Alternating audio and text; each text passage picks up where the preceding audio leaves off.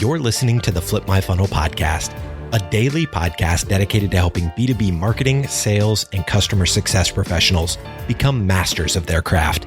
It's Wednesday, and in these episodes, Sangram and myself, James Carberry, focus on personal development. We'll share books and other resources that are helping us get a little bit better every single day. And remember, like Sangram always says, without a community, you are simply a commodity. Here we go.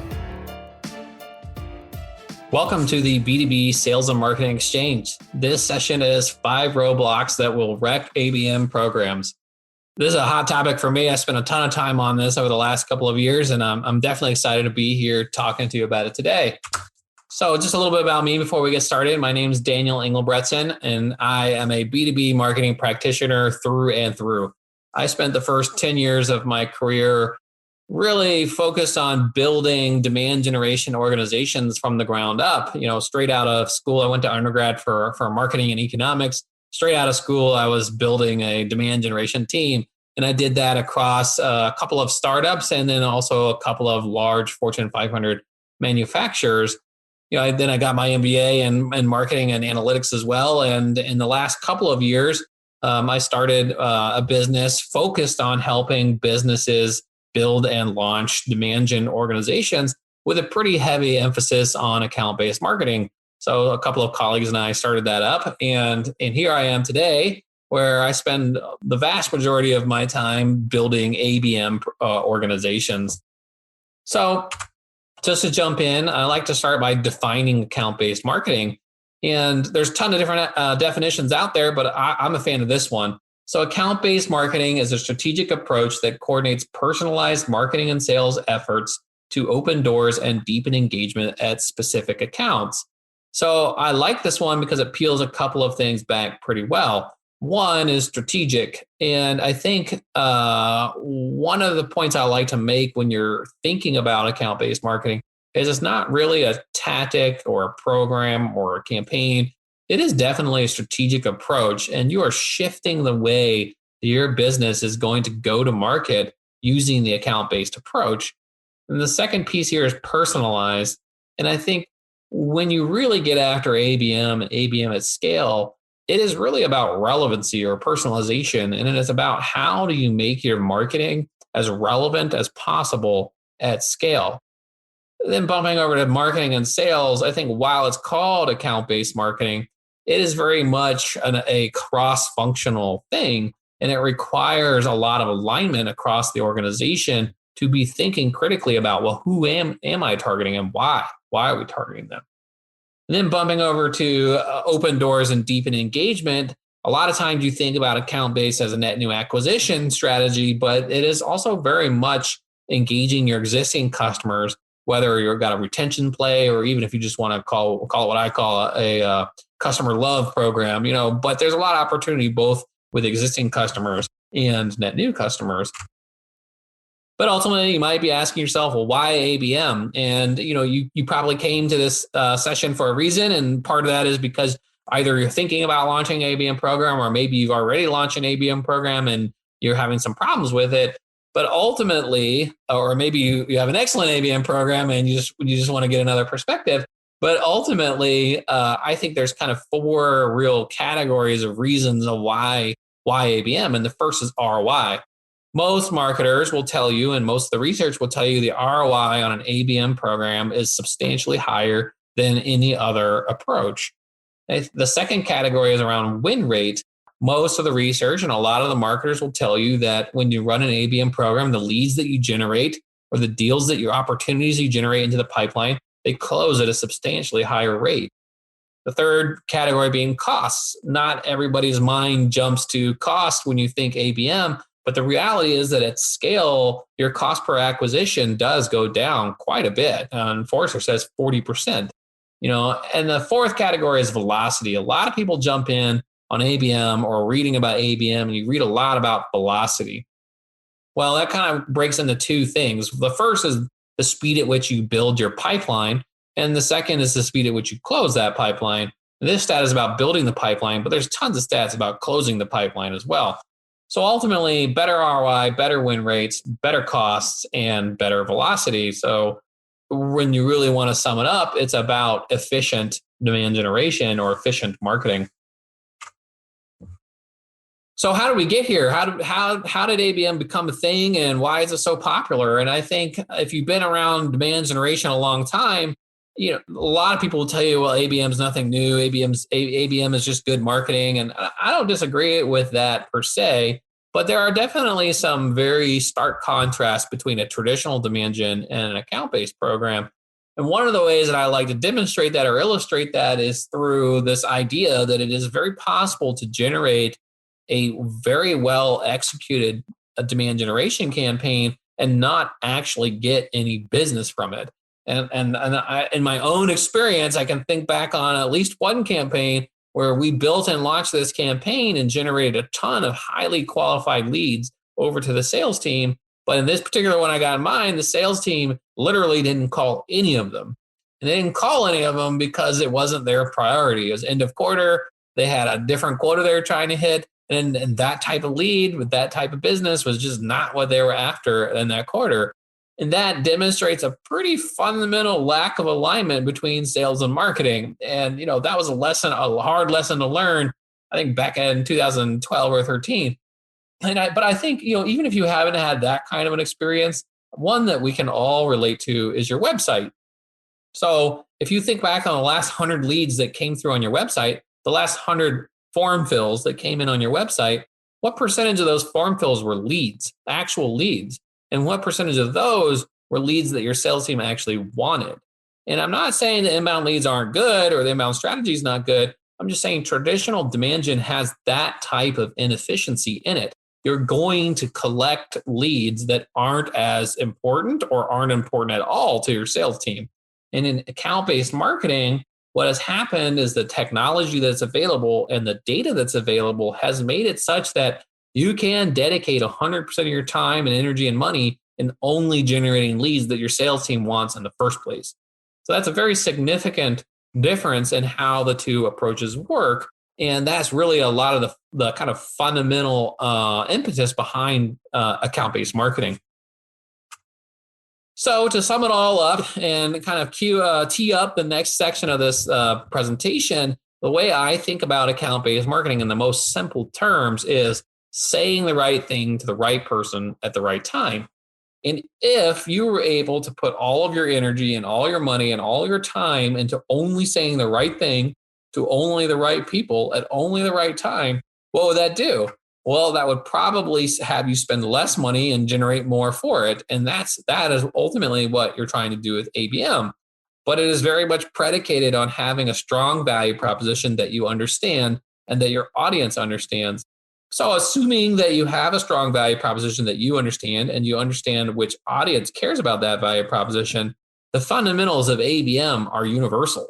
And a lot of times I'll hear somebody say, ABM is not for me, or ABM is not for my business, or should I really be doing ABM because of XYZ, or I tried ABM and it didn't work. And that always kind of throws me off. And I think it comes from this idea that ABM is somehow a technology solution.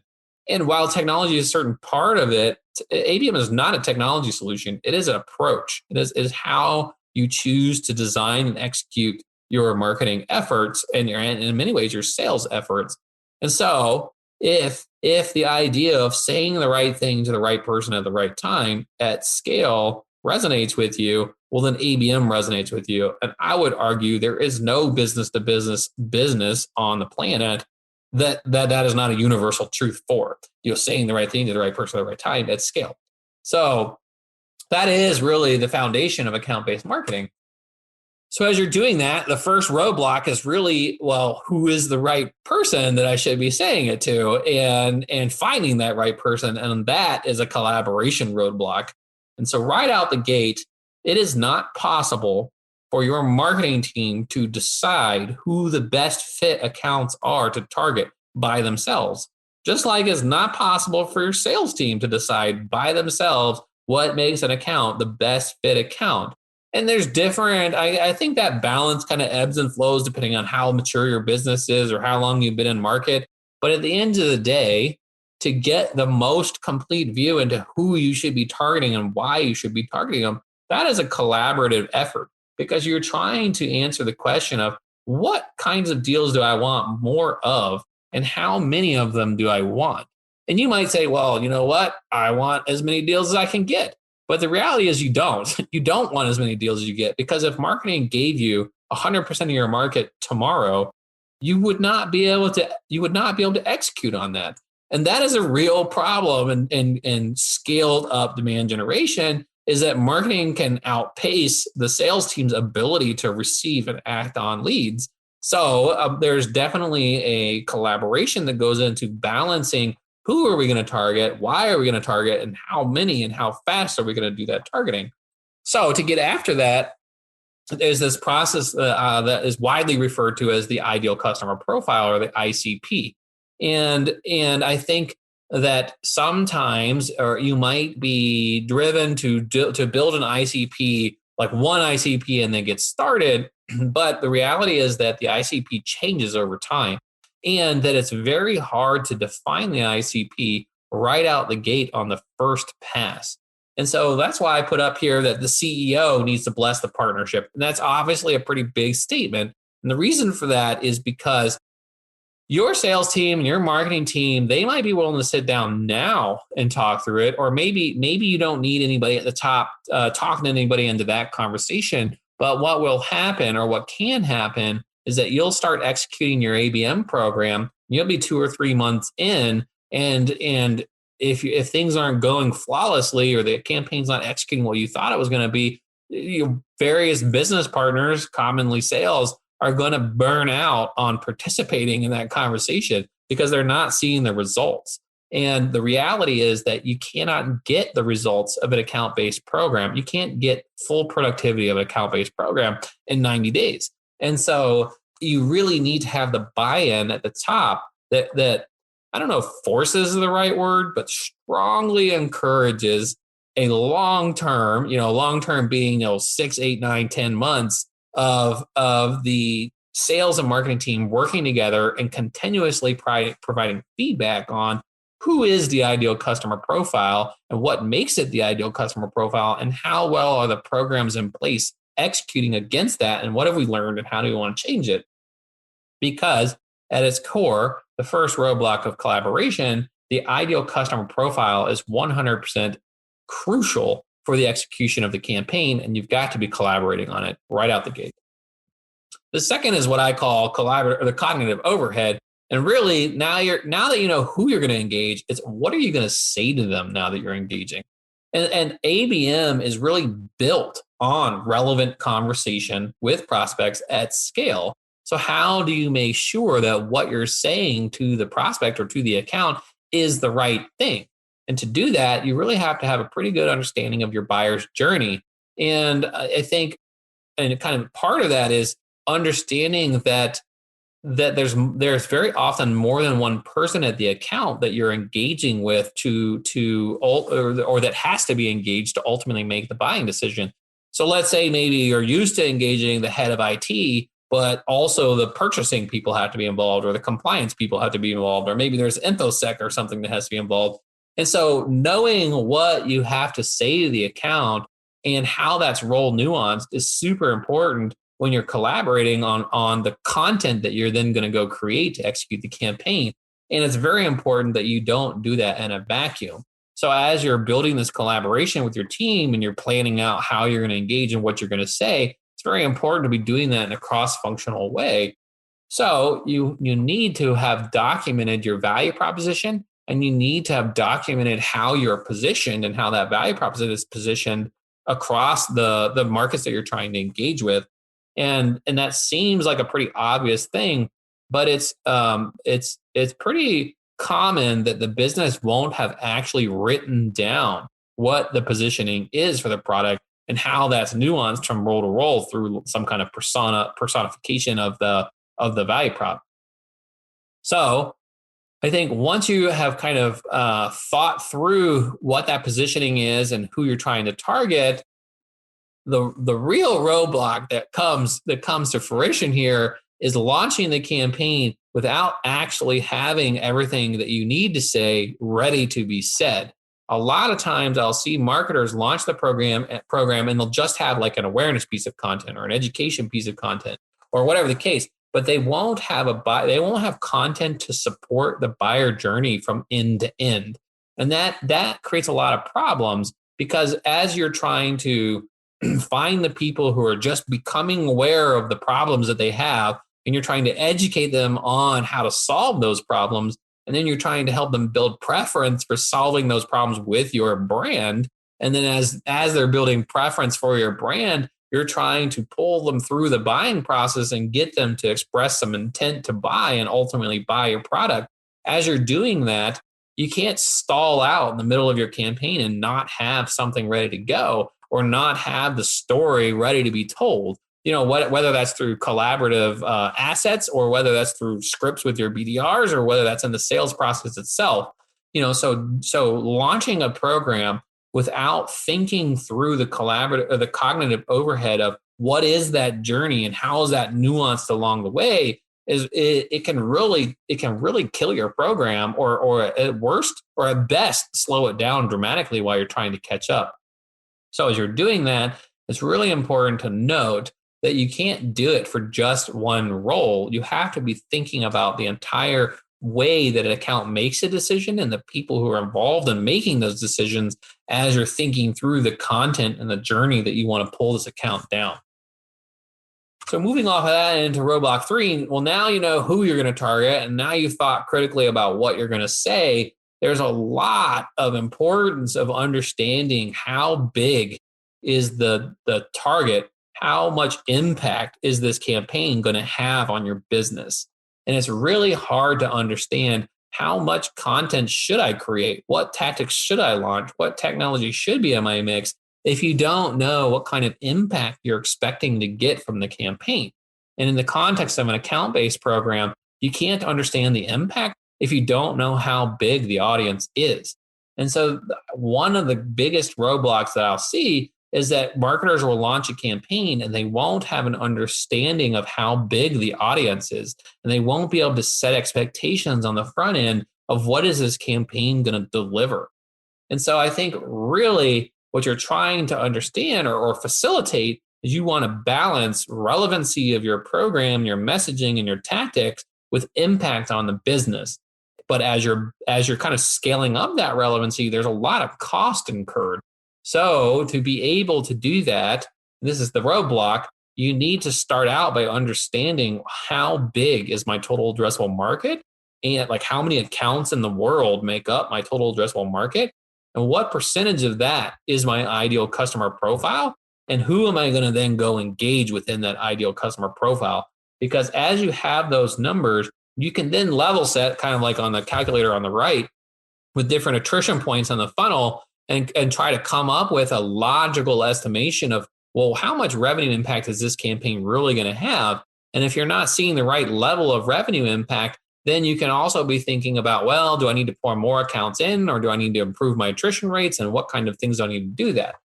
So there's a ton of critical thinking that is happening on the back of understanding how big is the audience. And that's a massive roadblock. If you don't know that coming in, you can't set expectations for how this campaign should go or what this campaign should even be. So now that you understand what you're trying to achieve, or who you're going to target, what you're going to say, and what you're trying to achieve, comes down to executing. And that is basically putting the message in front of the people who you want to engage, putting that right message in front of them. So how do you do that? And there's really two categories of roadblocks I see the most. The first is technology. The second is change management. On the technology side, I kind of see this go two ways. And a lot of times I think this stems from this belief that ABM is a technology category and not an approach. And while ABM definitely needs technology, the technology that you are buying or to support it or installing to support it, it is very important that you kind of ride the balance of cost with benefit to the program. And so often I'll see this go two ways. One is it'll just never start. A marketer will never start the ABM program or approach because they believe they need to go buy all this expensive technology and they don't have the budget and they just can't get it started or they can't get the buy-in. And the other is kind of the opposite. They'll overkill it. They'll go out and they'll buy everything in the stack and launch the program end to end with everything in the stack. And what happens when you do that is you've got a pacing problem. You either aren't ever starting because you don't have the tech, or you jump in too hard and you're going too fast on all the tech. And what you're trying to do is start generating results for your business that give you the data to understand the difference between traditional execution and account-based execution. And you can get all the way down to a specific tactic. Maybe you just start changing the way you fire off your emails.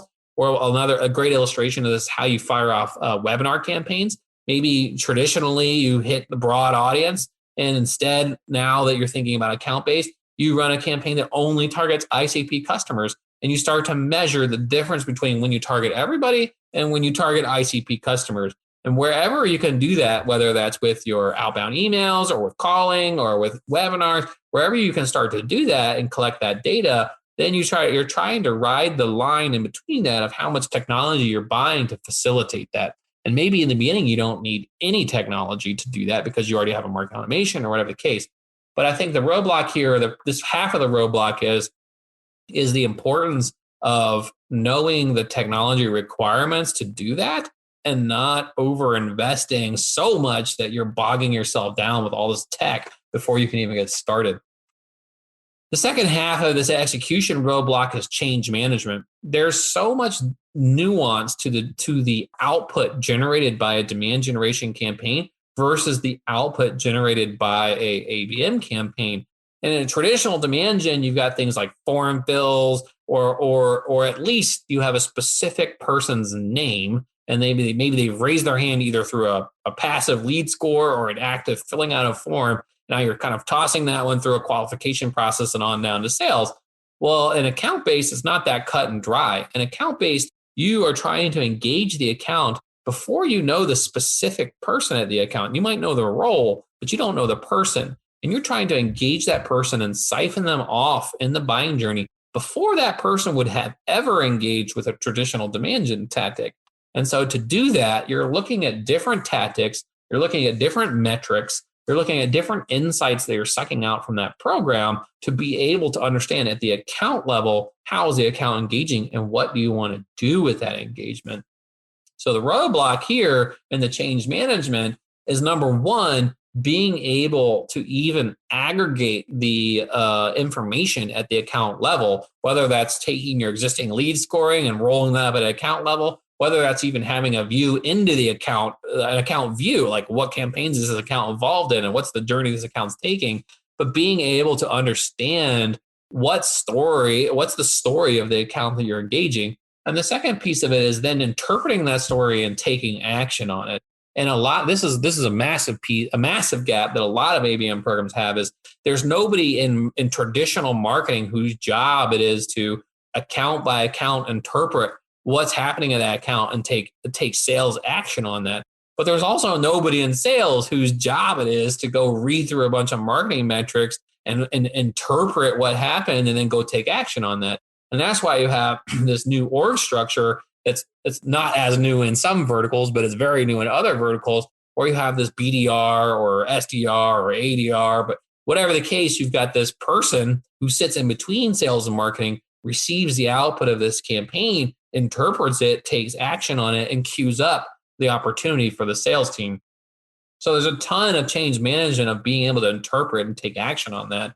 And I think one thing that gets lost is that it can take a long time to build that maturity. And according to Serious Decisions, it can take 3 years to build that maturity. And that's why I go back to on the first piece or earlier in this, where I was talking about, how much time it takes and keeping the sales team bought in for a long enough period of time. It's just, you're not going to facilitate all that change overnight. And so there's a lot, you really have to jump in understanding what are the differences between the metrics. Does the organization understand the difference between what you're actually generating on the back? And do you have the staff in place to then interpret on the back of that? So that takes me to my next roadblock, which is the fifth and final one, which is momentum.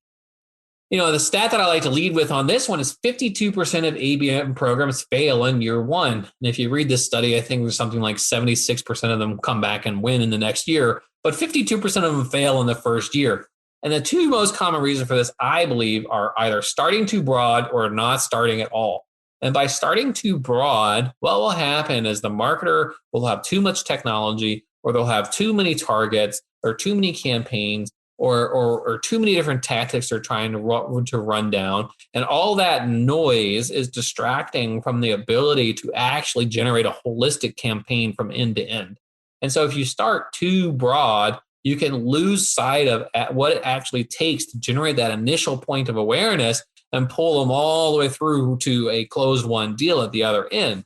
And it is more important to be able to facilitate that journey from end to end on a very small scale all the way through than to have big scale, like I've got these ads over here, or this tactic over here, or this program over here, because you really have to have that end-to-end holistic view to be able to pull your whole organization along with you. And the other piece of that is not starting at all. I'll see a lot of marketers with the belief that they have to get that perfect. They have to have all the tech set up. They have to have all the tactics ready to go. They have to know exactly what they're going to go do before they get started. And the reality is that there's so much change in the account-based process that it is basically impossible to get it right on the first pass. So I think it's very important to recognize that it's a very iterative approach. So the roadblock here is that if you start too broad or you don't start at all, or you get hung up, you can really stall out your program and lose a lot of that momentum that you need. And it has a huge negative lasting impact on the ability to get ABM launched. So it is very important to start with a narrow approach that gets you end to end from initial point of awareness all the way to what did I actually turn over to sales and what did they do to it. And if you can't measure through those attrition points, which I think I had the funnel a few slides back, if you can't measure through those attrition points all the way through, then you can't enfranchise everyone along the way long enough and holistically enough to get the campaign off the ground. So why does it matter? I think while it's fun to talk about all the cool stuff that ABM can do, and it's fun to talk about all the impact it can have on your organization, all these fun stats and ROI and velocity and all this great stuff, that is all great. But the reality is, and I think what's even more important, is that the way that people buy and their fundamental expectations that your customers have is changing. And that is a result of how people live their daily lives, what they expect to get, the real-time personalization, the relevancy of the messaging, the timeliness of the experience. That is just part of the digital experience. And that is part of what you're trying to realize through ABM. And alongside that, there are a lot of rapidly changing privacy controls out there that are greatly changing how a marketer can even go to market and generate a lead. And that is, in a lot of ways, what your account-based marketing is starting to overcome. And then lastly, take it from me, take it from a wide variety of industry practitioners. There's so much research and case study out there that really points the finger at ABM is the future. Some of these problems like privacy and relevancy that you're trying to solve, those problems already are solved in the framework that is account-based marketing. And so what I would leave you with is that starting your ABM journey is as simple as sitting your sales team down with your marketing team and deciding on what you should do, and then iterating as fast as possible. You've been listening to the Flip My Funnel podcast. To make sure that you never miss an episode, subscribe to the show in your favorite podcast player. If you have an iPhone, we'd love for you to open the Apple Podcasts app and leave a review. Thank you so much for listening. Until next time.